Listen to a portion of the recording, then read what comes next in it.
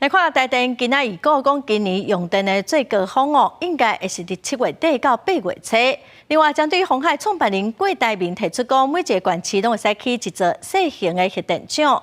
台电是强调讲，专业的技术甲社会共识，拢无可能做会到。即马天气愈来愈热，气象局测试针对屏东、高雄、甲台南发布柑仔色电号，有38度极端高温，或者是连续出现36度高温的几率。天气是愈来愈热，民众用电量也就愈悬。鸿海创办人郭台铭提出，每一个县市拢应起一个安全的小型核电厂，引起外界讨论。我看每个县市都不必要，因为台湾不那么大嘛，这个。南北各一个就够了嘛，或者中间一个都够了，这个没有必要。关东集团董事长徐旭东认为，南北各一个或者是中间一个都够。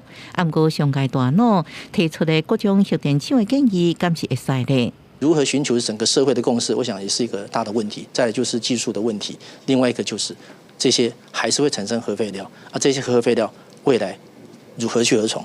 台电预估今年用电量上高峰4100万千瓦，时间会伫7月底到8月初。即马已经自己调度所有机组，确保热天供电稳定。